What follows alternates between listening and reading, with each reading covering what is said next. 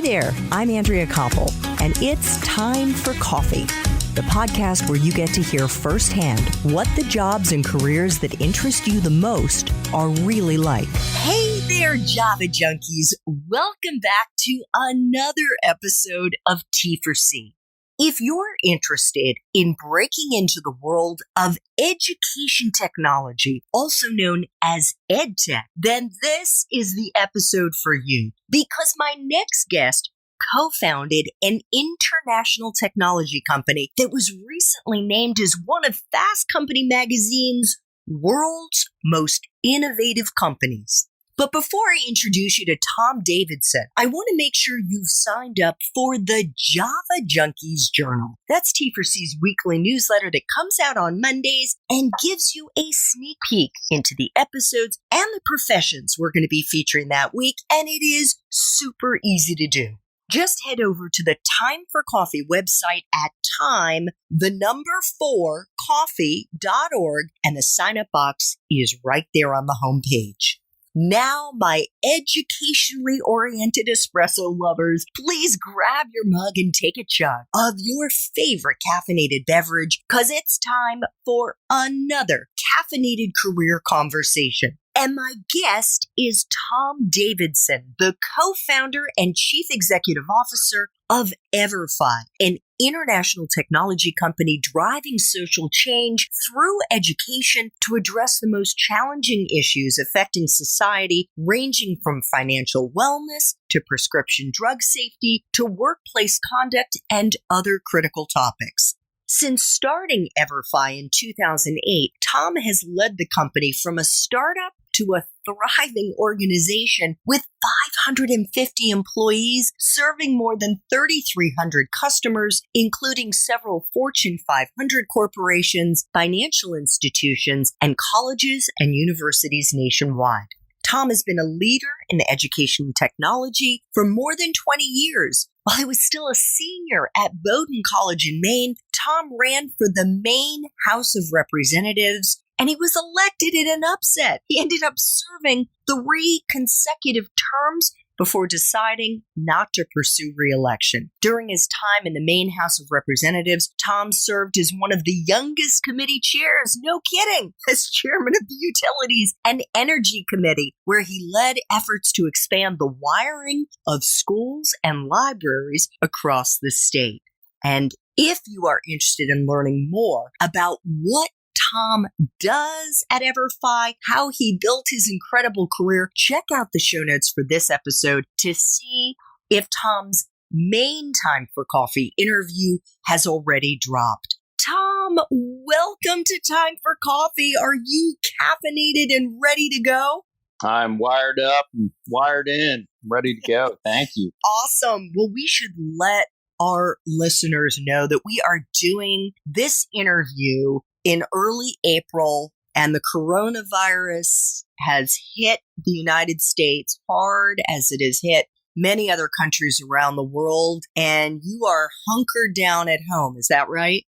I'm hunkered down at home, and as I messaged out to my team the other day, I said, well, that was a normal Q1, and I don't think any of us will ever go through something like this again. All right, let's get into our 10 espresso shots, because I know for sure that this first question has already been affected by the coronavirus, certainly at EVERFI in terms of your internships. But what entry-level jobs, Tom, are available to young people who are eager to break into your field? So EdTech in general, it's just a wonderful space. I think of it as one of the last frontiers as institutions have moved online. I think one of the things that this coronavirus crisis has, as we've moved 90% of the children in the world who are in a classroom every day to distance learning plans, if you can imagine that, has been to really heighten people's awareness of this. I think it's going to ultimately create a lot of jobs in this market, going to provide a lot of opportunities for young people. As you look at what it means, the core jobs are going to be, opportunities are going to be curriculum building. They're going to be the design and the user experience. It's a huge advantage to be a young person as you come into ed tech. I think I consider myself a dinosaur. I'm 48 years old, and I consider myself a dinosaur in terms of curriculum design and short form learning and adaptive pathing and how students engage with short form video and content. It's so dynamic. It's ever changing. And frankly, it's a big advantage to have a fresh lens as to how this stuff played out in classrooms and university halls across the country. So these are going to be things like user design, curriculum building, implementation, like the quality assurance, whether it's relevant to people who are in universities and high schools and elementary schools. I think it's a really big advantage for young people who are looking to get into ed tech. Nice. What about sales and marketing? Those are really ripe opportunities for people. Most organizations in ed tech right now sell directly to institutions. So they sell to school districts, they'll sell to private schools and charter schools, and they'll sell to universities. One of the things that's shifting is more traditional, like enterprise sales, where companies, you see Starbucks really leading on this, Mass Mutual really leading on this, Walmart leading on this, where they're integrating in learning plans for their employees and their customers. And those salespeople are selling directly to enterprises for the first time, which is how we built our business. So there's a lot of opportunity in that.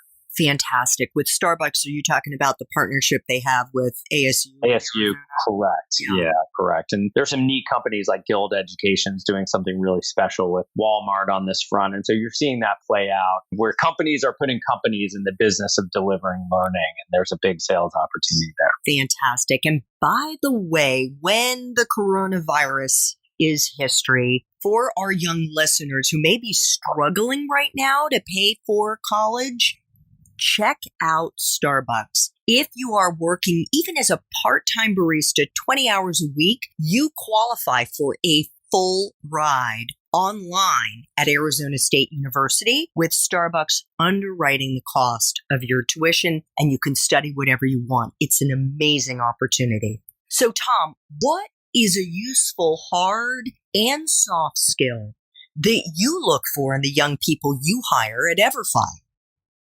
One of the things that I think is fascinating when I interview, I try to interview as many folks as I can as we get the opportunities to hire people. I think the biggest thing is a sense of curiosity. I think of us often as switchboard operators for information. And so I look for people who on a daily basis are bringing in a really diverse set of inputs into their life, what they read, how they engage with the world, where they're getting their information from. I think that sense of curiosity is just such an advantage. It's such a soft skill because ultimately every job that we take and we get the position to execute on is really like you're a switchboard operator of information. You're taking information in and you're figuring out how to distribute that out, lead people. So I love the concept of people being really curious. I also love when I'm talking to people looking for when people who are coming out of college or they're in high school where they've taken on something really meaningful. They've managed something.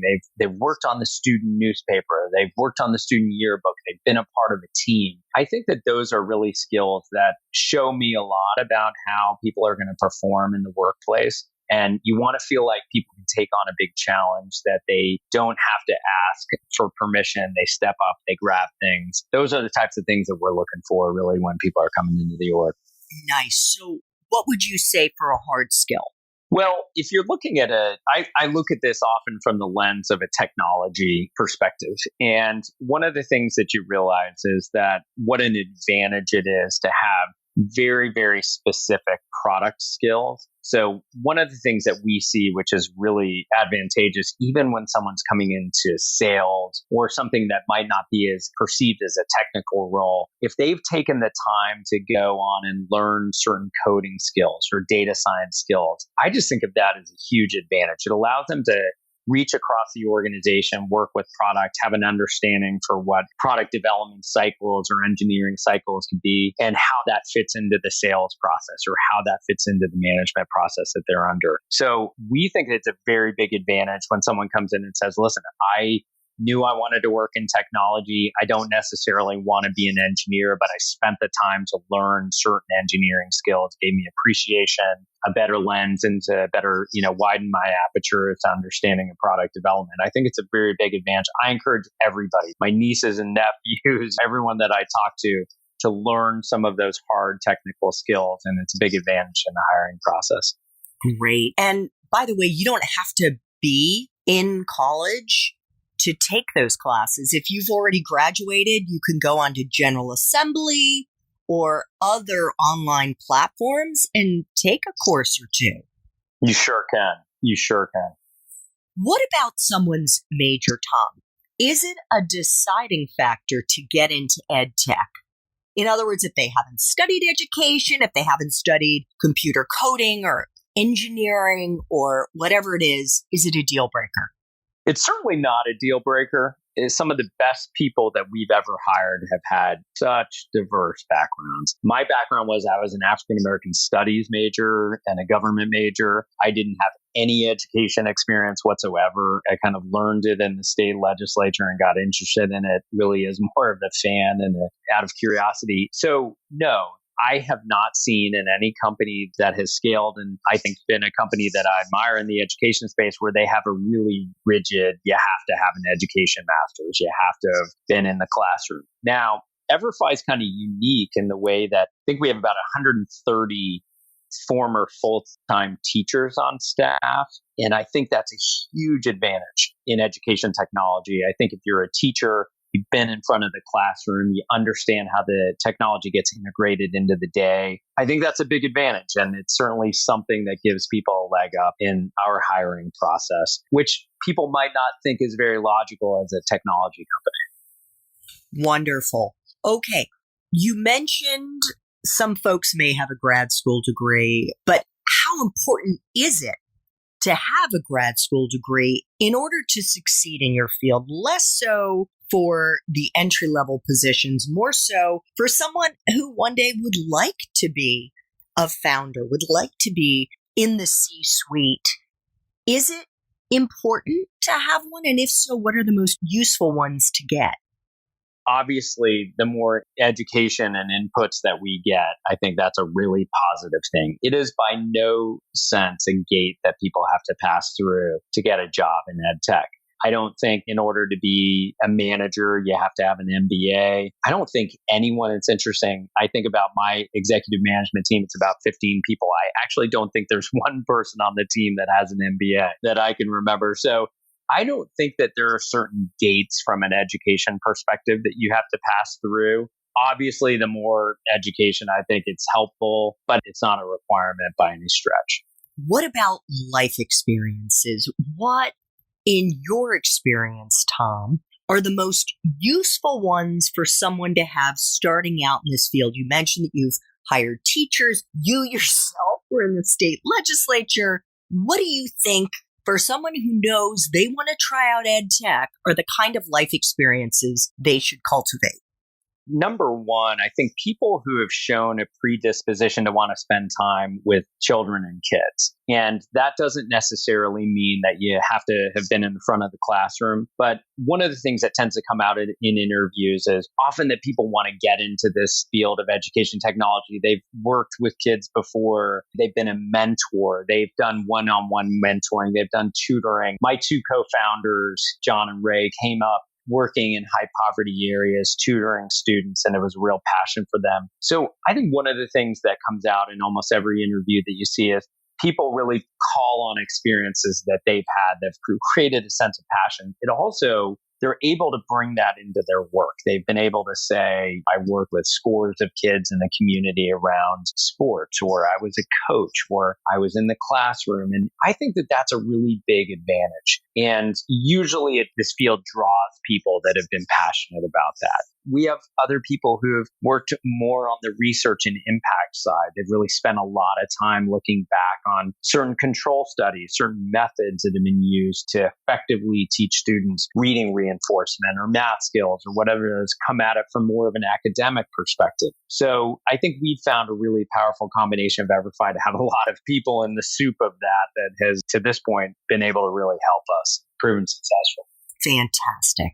So what is the best part for you of being in ed tech?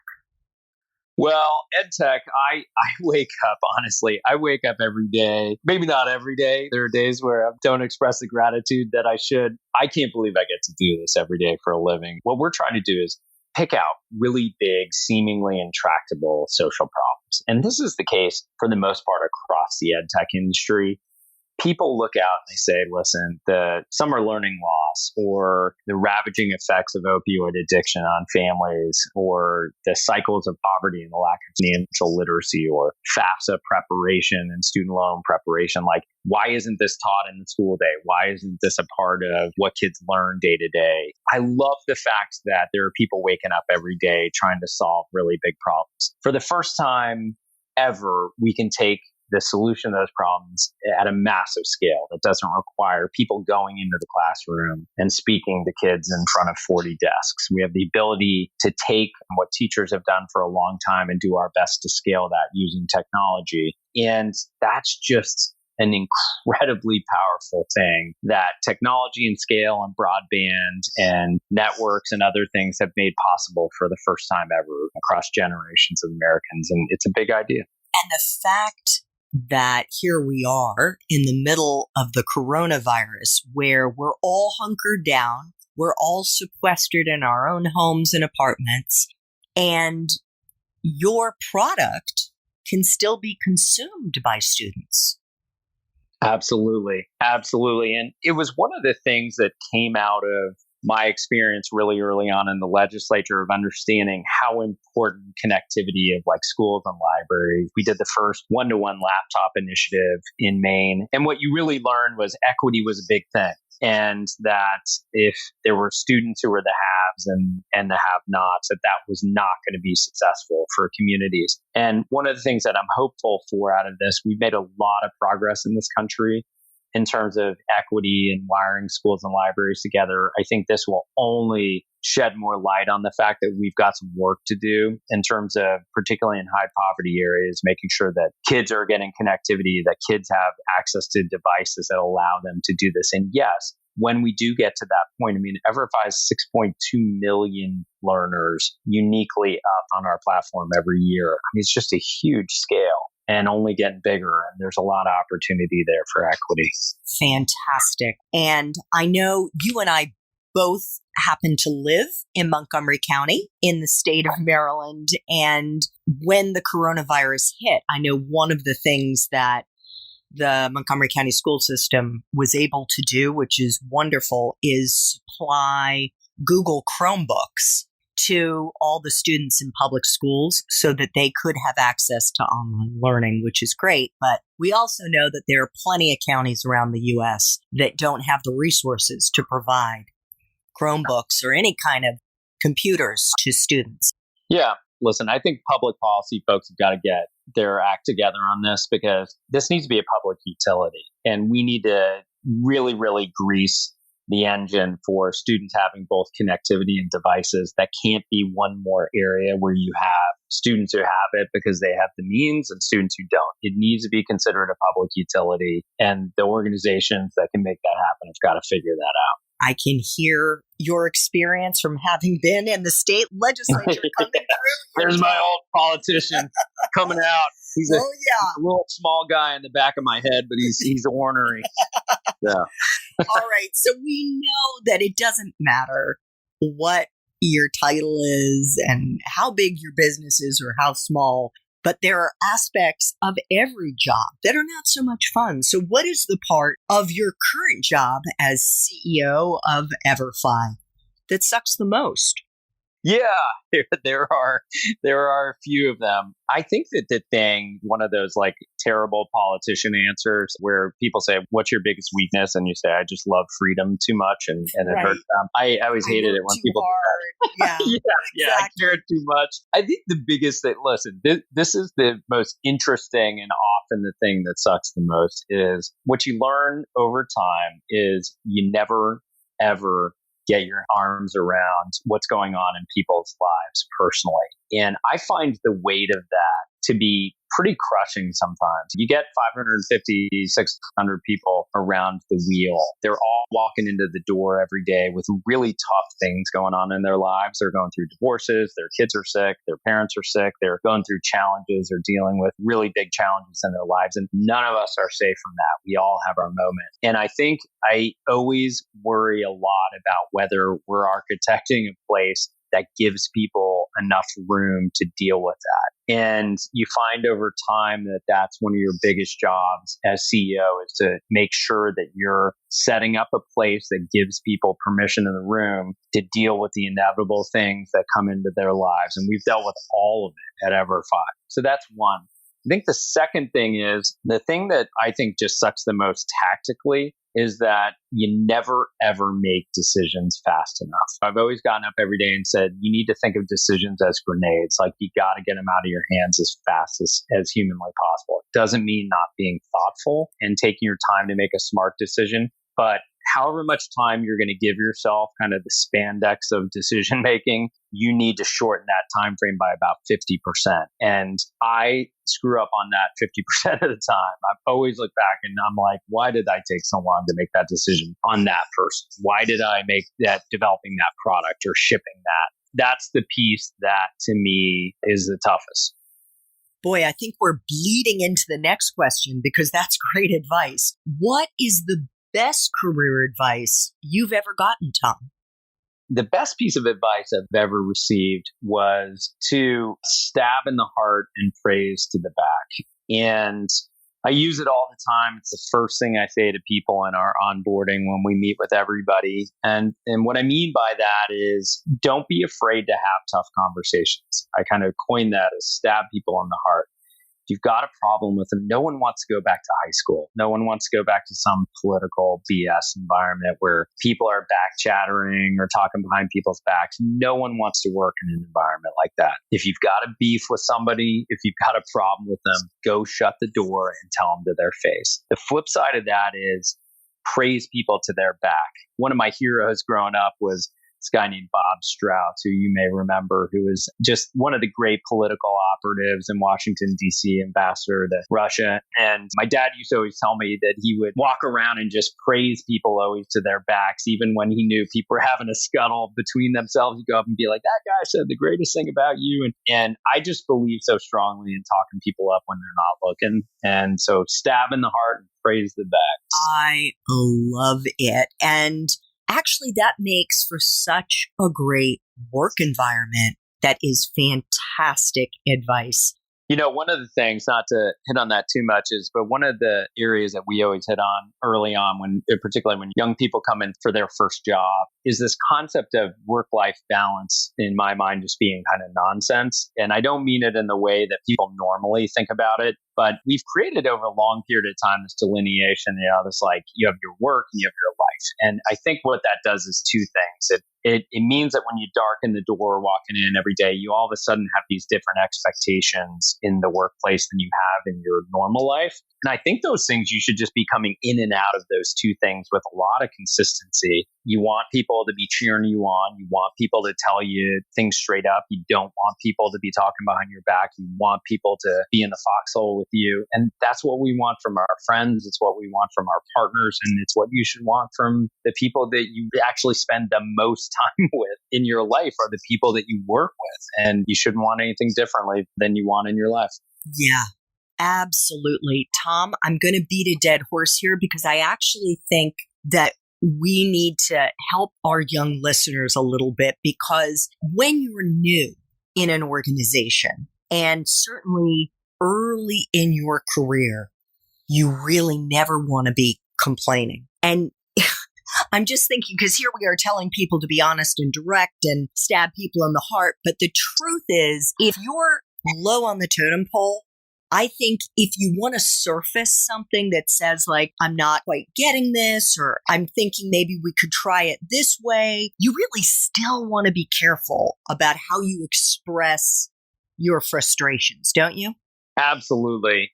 Absolutely. And I think the best thing for people, I have to say this all the time to folks. I really can't even say it enough as a CEO. Like, I want to hear bad news. There's a big difference between hearing bad news and the reality of certain things. Every great leader, and I'm not saying I'm one of them, but every great leader wants to hear the truth. They want to hear the reality. That's not the issue. If you are somebody who, though, is constantly pointing things out, and you can bleed into it being excuse making, like there's always those folks who walk around and they don't last very long at EVERFI who just point out problems without a solution. Right. And they're complaining. People love it. I love it when people come up to me and say, listen, here's the deal. I know you're really invested, Tom, in this product. That product sucks. And people aren't going to want to buy it. And here's why, ...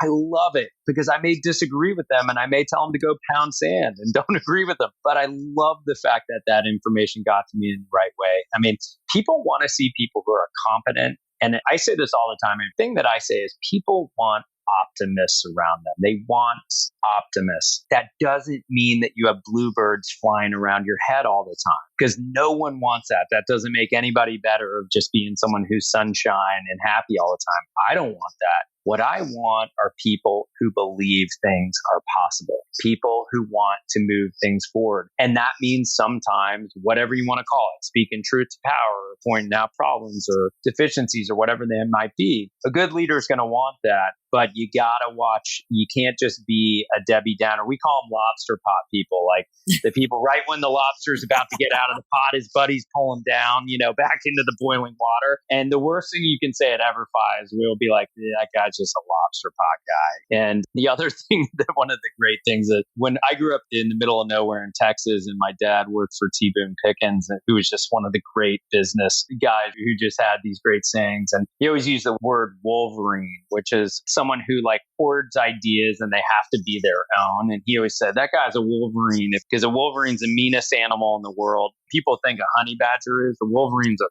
worse because the Wolverine can't eat something. They piss and take a crap on top of whatever animal. So no other animal can eat it. And so it's this kind of like not invented here thing that often takes root in companies. And I always love that line.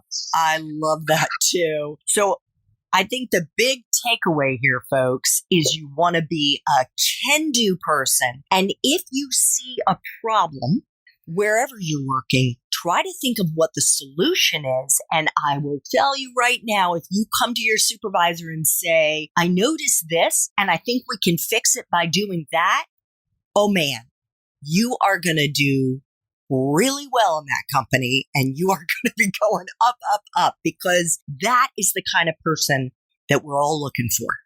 2 final espresso shots, Tom. What movies, if any, or Netflix, Hulu, Amazon shows, or books do you think accurately depict your profession?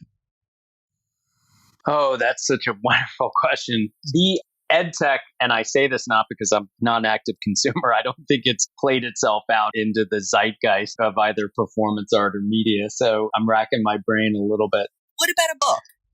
Yeah, the way that I would categorize it is probably going to be Clay Christensen.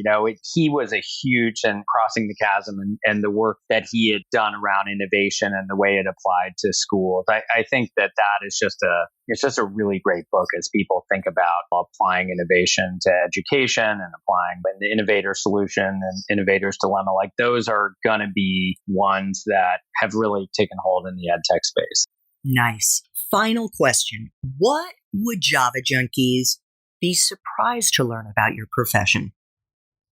I think the biggest surprise would be how few schools have actually made a legitimate transition online. This concept of blended learning still is pacing, I think, behind where we should be. And I think that a lot of folks who'd be listening to this podcast would think that it had moved a lot further than any of us would admit to. And I think that it's really important that we kind of build this infrastructure into schools and particularly into high poverty areas where they're just highly under-resourced and school funding formulas continue to put those communities at a disadvantage in terms of the tax base there and the ability to pay for this. And so I just think that would be a shocker if people got underneath the numbers of that. Yeah. Well, maybe one of the few good things that can come out of the coronavirus crisis that we're experiencing right now is a greater sort of spotlight on the need to wire up our classrooms, because it's coronavirus now. Who knows what the next plague is going to be that we're all grappling with. I think that's right. Tom, I want to thank you so much for making time for coffee today with me and the T4C community. And for our listeners, if you want to learn more about what Tom does as the CEO of EVERFI and how he built his career, check out show notes to see if Tom's main T4C interview has already dropped. Tom, thanks so much. I hope you and your family stay healthy and safe. It was a total pleasure. Thanks so much. Thanks so much for listening to Time for Coffee, where the professionals in the jobs that most interest you always have time to grab coffee 24/7, no matter where you live. I have one quick favor to ask you. Remember to rate, review, and subscribe to Time for Coffee. Thanks so much.